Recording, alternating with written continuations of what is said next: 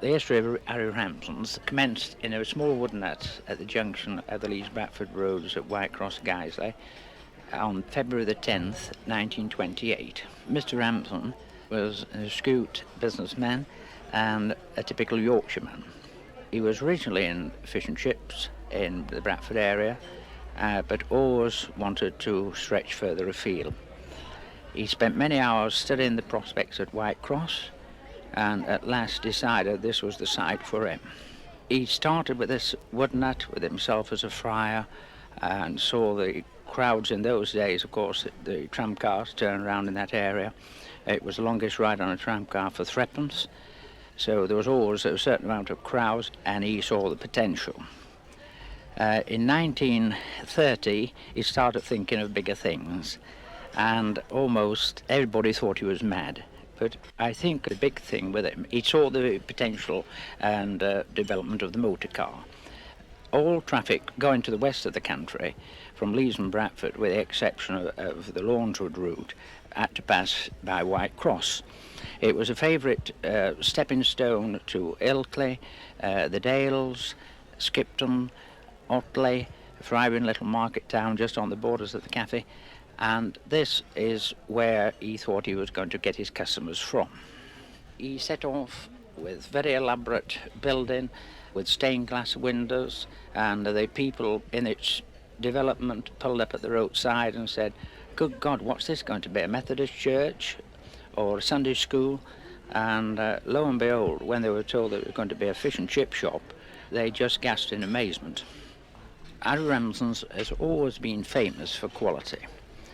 From the day of 1920 when he opened, as far as price was concerned, it never came into his head. Only thing he insisted on was quality. In 1954, I took over the lease from the late Mr. Ramsden with an option to purchase at any time during the lease. And I arrived at Whitecross, stood across the road and thought, well, what a lucky man I am. And I also felt very proud that I was the one that was going to follow in his footsteps. The first thing that amazed me was the fact that we had queues for fish and chips on a Sunday lunchtime. Well, this, of course, is so unusual to a Yorkshireman to see people queuing up for fish and chips. But lo and behold, this they seem to prefer even to the roast beef and Yorkshire pudding, for which the Yorkshire people are so famous. When we took over, there was a staff of 39, and we decided to improve it. We did this by such things as new gay tablecloths, features of special flowers, which we always insisted on had to be fresh. These were attended to every day. The second year we were there, we altered the colour schemes completely, and of course, most unusual for a fish and chip shop, we did fit it out with 12 ballroom cut glass chandeliers.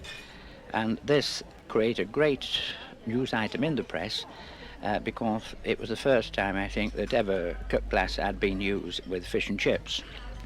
We carried on, and within 3 years our staff had gone up to 70.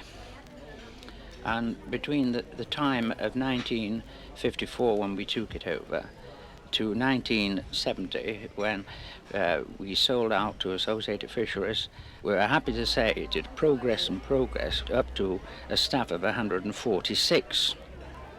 There are lots of interesting items in connection with Harry Ramsden's, and a glance at the visitor's book, which is always kept at the cashier, would see that practically every country in the world during some time in its history had made a visit to Harry Ramsden's. We've even had Russian scientists, we've had Russian agriculturists, and of course when they knew that the Russians were arriving at Harry Ramsden's, obviously they were surrounded by press and wondering what their opinion was of fish and chips, and needless to say it was very good. Harry Ramsden's today is known throughout the world, and although now it is 3 years since I retired, Harry Ramsden's will always be my baby. It gives me such a thrill to see the continuality of the business developing. It goes from strength to strength each year, and today is serving round about 1.5 million people a year.